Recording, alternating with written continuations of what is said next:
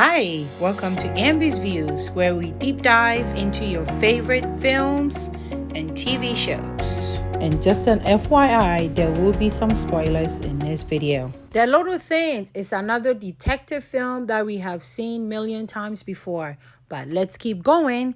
It stars Denzel Washington, yet again, playing a cop, and Rami Malek with Jared Leto. Now, Denzel's character, Deacon, and Rami's character, Baxter, they pair up together to hunt for a serial killer, whom may be or may not be Jared Leto's character, Spama.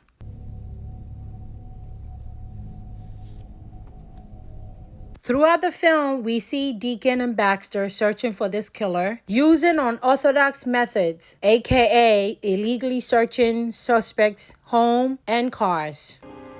I can assure you all we are taking a 24/7 all-hands-on-deck approach to this case. Suspect's MO, it's no surprise here, is targeting young sex workers and at times non-sex workers. While the film tries to make you think that it is about the serial killer or the killings in general, throughout the film, you see that it is really about the relationship between Deacon and Baxter, and Deacon trying to prevent Baxter from becoming him. This is because it's revealed that Deacon had accidentally shot and killed one of the killer's victims, thinking that it was the killer himself. And this incident was covered up by all those who knew, including his department head, and the guilt ate him up. So you see him many times trying to warn Baxter not to become obsessed with the case. The suspect, Spama, tells Baxter that he can take him to where he's buried a recent victim, a jogger who was wearing a red beret when they disappeared. This red beret is very important,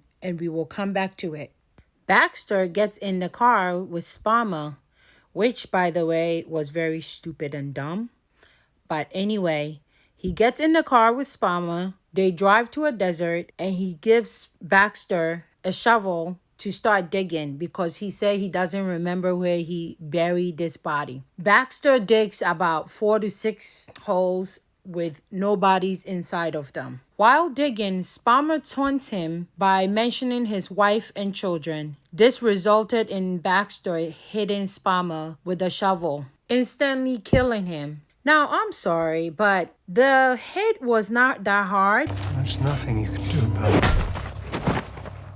The shovel was a really light shovel, and Baxter is not a big dude with that much strength to hit someone with a light shovel one time and the person dies. So for me, that was a little bit far-fetched. But I guess you're supposed to suspend belief when you're watching fictional story. So I'll give them that. So Baxter ends up taking the same path as Deacon by killing the main suspect, Spama. Deacon finds Baxter with Spama's body and tells him to go home, covering for him the same way other people did when he accidentally shot that victim from before. So in the end, their lives mirrored each other, even though Deacon tried so hard to prevent Baxter from becoming him. Deacon tells Baxter that if he is not careful, it's the little things that eat away at you slowly.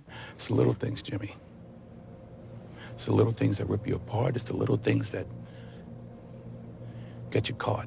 Because this has already happened to him, right? With all the guilt that he's been carrying for all those years. And he lost everything he loved. His wife, his children, his way of life. So after seeing his partner end up killing the suspect with a shovel, he sees him slipping into that darkness. He was our boy. His man just told me. Nothing you can do about it now. We gotta call somebody. Where the little things are eating at you slowly. And in order to stop this, he gives him a red beret, which is a clue that the suspect is guilty. Or is he? This is the part where I start feeling like it's a trap. This film is a 2 hour of slow burn. The plot line is unoriginal, and we have seen so many films like this before. But credit is due where it's due. I give them all the credit for making it through because I read the screenplay was written in 93, and that is why the film is based in the 90s. And it took them so long to get the green light to make the film, so kudos to all the filmmakers for not giving up. Before I give my take about who the killer is, please comment below and let me know if you think Spama is the killer or maybe it was somebody else. Here are a few critiques that I have about the film, but before I list those critiques, please share your critiques down below and see if they are the same as mine. So first, I think that none of the female characters were well developed. So we had several, maybe 3 main female characters, and none of them were developed at all. And I guess you could say, since the screenplay itself was from the early 90s, maybe that is the sign of the times, because we know that until recently, a lot of female characters in the male dominant films weren't that developed because they focus so much on the male characters, which is fine, but that is one critique that I saw in the film. You win.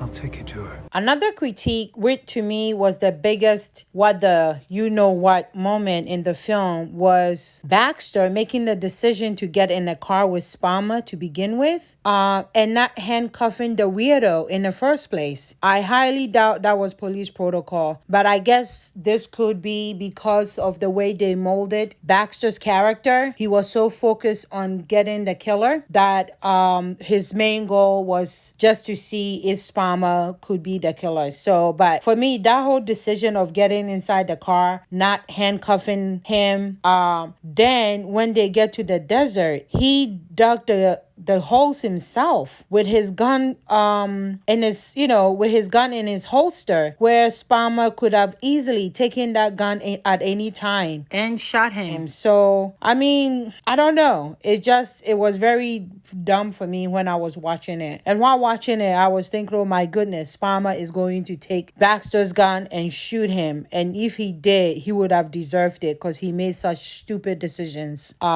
leading up to that. And I think the whole film, like I said before, it is a slow burn.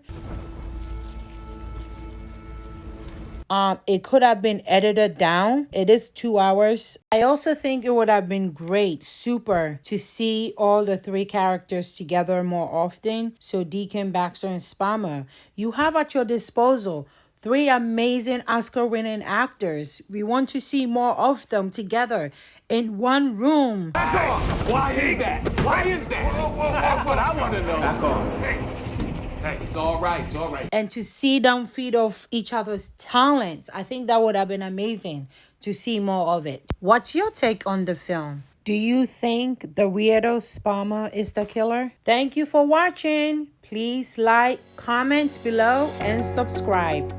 Check out my next video breaking down the theories and all the little things you missed and who the real killer is.